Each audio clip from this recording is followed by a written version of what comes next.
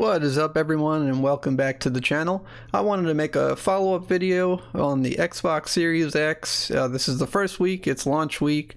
I got the game console on launch, and it was a fun day, very exciting, and I've had some fun testing it out. However, I did actually end up returning it today, and I wanted to go into some things, and it ultimately that, the Xbox Series X just wasn't for me.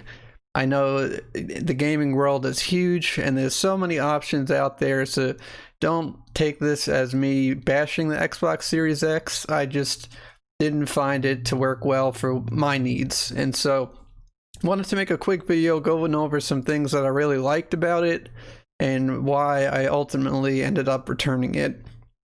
So the UI in the console is pretty much the same as previous generation. It's similar, but I found that it was a little bit smoother, and it's not too much different. Just think of it as just like a little bit faster than what you've had before, but it looks pretty much the same.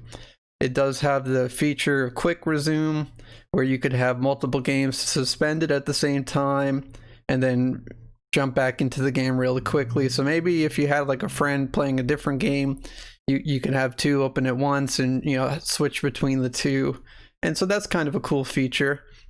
I didn't really get to test a lot of this true 4K or anything. I was mostly interested in the frame rates, and because I still have a 1080p monitor, but it does have the high refresh rate, so that's what I was hoping for, getting the most out of it. But there is still a lot more time for games to be developed to really truly use the power of this console. Some other things are the controller. It does have some updates to it. It feels really comfortable. It has a share button, a changed D-pad that's way clickier than the previous controller, USB Type-C, and it just has a different texture. The controller felt really great. Other good things were, the backwards compatibility. If you have a huge library of Xbox games, it plays all of them, and you may see some improvement with the games just running a little bit better, a little smoother, might look a little bit better. So all those things are benefits. The biggest change that I've seen is the load times, and it's insane how fast it is, and that's the cool thing about them adding SSDs now. The console runs super fast, and there are ways to add a SSD to your Xbox One X and One S and the previous gen, but it takes a lot of manual work, and it would probably void any warranty that you had with the console to begin with. But that does add some extra power there. If that's something in your mind, you can look into another channel. There's plenty of videos on YouTube about it.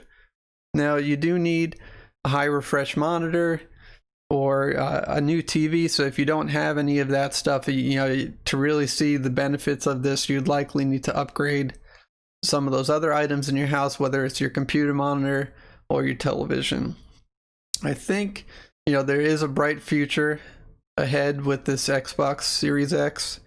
It's just, I don't feel like there's a lot of new games to really test it out, and so that's what came down to for me. But the Game Pass is great, and there's some games to be excited about coming soon, but I just feel like the $600 I paid because I bought the extra warranty could be better used elsewhere, and it's mainly because I'm a PC gamer, or at least switched over to PC a couple of months ago when I built this computer that I have. And so the Xbox Series X, to get that sort of performance on PC, you would spend way more. So the value is definitely there, but I've already spent a lot of that money into this PC that I built, and I'll put a link to the video of building it. But I feel like the money that I spent on this Xbox Series X is better to be maybe saved and put towards upgrades to my PC later down the line. And that's where I wanted to come in with, it's just all about personal preference and your needs for gaming. And I do a lot more than just gaming. I create content, and the PC just seems to be more for my needs. If I had the extra money to just spare for it. I just feel like it's going to be collecting dust, to be honest. And so I at first was going to consider using the Xbox as almost like a second PC, but I'm able to game and stream from my PC currently. And so that those are some of the things that led me to the decision. It wasn't anything against the console. It was a great experience. However, you know, and I might pick one up down the line. I just feel like I can get everything that I would get from this Xbox on the PC right now. So if you already have a decent gaming rig, you know, you might not need to upgrade. And also, if you already have an Xbox One X or something like that, you might be okay for now. You know, you can hang out and wait, especially if the stock is still low for a while.